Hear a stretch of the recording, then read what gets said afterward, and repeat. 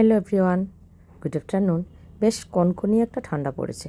এই ঠান্ডার মধ্যে একটু মজাদার খাওয়া দাওয়া না হলে কিন্তু একদমই চলে না। তাই আমি একটা নতুন জিনিস ট্রাই করলাম। তোমরা কিন্তু আমার পুরোটা ভিডিও দেখবে, একদম স্কিপ করবে না, কিন্তু ভিডিওর শেষে কিন্তু দারুণ একটা মজা আছে। আমি বলো অন্যেরাই বলো, অনেক সময় আমরা করি কিছু ভিডিও আমরা স্কিপ করে যাই, কিন্তু আমি বলছি স্পেশালি ভিডিওগুলো কিন্তু একদম স্কিপ করবে না, সে যার ভিডিও হোক না কেন। পুরোটা ভিডিও দেখলে তবেই তো ভিডিওর শেষে মজাটা আসে। কি বলো, দেখবে তো? আমার ভিডিওটা কিন্তু পুরোটাই দেখবে।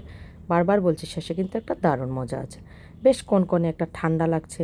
সূর্যি মামা তো আজ উঠবেই না, সবাই এত করে মিস কল দিচ্ছে, কিন্তু আজ তো উনি উঠবেন না। উনি মেঘের কম্বল গায়ে দিয়ে একদম শুয়ে আছেন।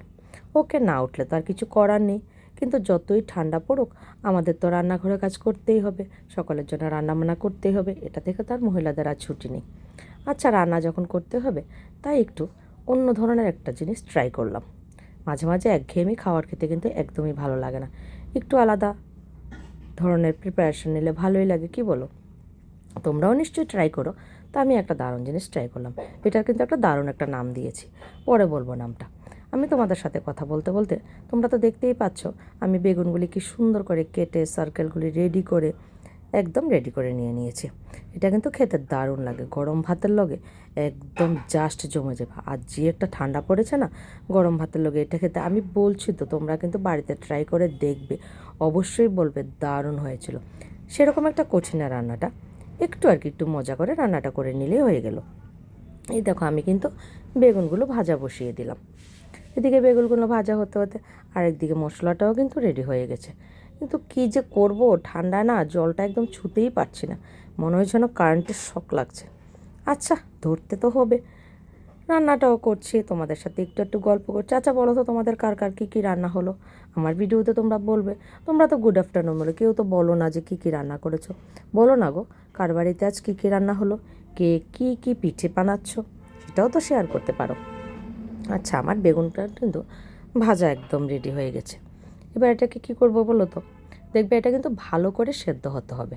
সেদ্ধ না হলে ভেতরটা কাঁচা থাকলে কিন্তু হবে না। আস্তে আস্তে একটু গ্যাসের স্ট্রিমটা কমিয়ে দিয়ে তারপর নেড়ে চেড়ে সুন্দর করে এগুলিকে ভেজে নিতে হবে। এই দেখো আমার কিন্তু বেগুনগুলো ভাজা রেডি হয়ে গেছে। না না, রান্না কিন্তু এখনও শেষ হয়নি, আরও কিছু দেখার বাকি আছে। এই যে দেখো, আবার কতগুলো মশলা রেডি করে নিলাম। এবার এটাকে দ্বিতীয় স্টেপ দেবার পালা। দ্বিতীয় স্টেপে মশলাগুলি সুন্দর করে ভেজে ভুজে নিয়ে একদম এটার মধ্যে বেগুনগুলিকে দিয়ে দেবো। এটার মধ্যে স্পেশালি একটা জিনিস দেবো, এটা দিলে টেস্টটাও আলাদা আসবে। কী দেবে বলো তো? আচ্ছা, দেখতে পাবে, একটু পরে দেখতে পাবে কী কী দিচ্ছি। মশলা দিয়ে এটাকে ভাজাভুজি করে সুন্দর করে রেডি করে নিয়ে এলাম। আচ্ছা, এটার নাম কি দেওয়া যায় বলো তো? এটাকে এত মজা করে রান্না করেছি, আমি এটার নাম দিলাম বেগুন মহারানী। সত্যিই বলছি, মহারানীর মতোই কিন্তু হয়েছে রান্নাটা, হেভি টেস্ট হয়েছিল। আমার তো কী বলবো আর তোমাদেরকে। এই দেখো, এটার মধ্যে একটু বাটার মিক্স করে দিলাম। বাটার দেওয়াতে এটার একটা অন্য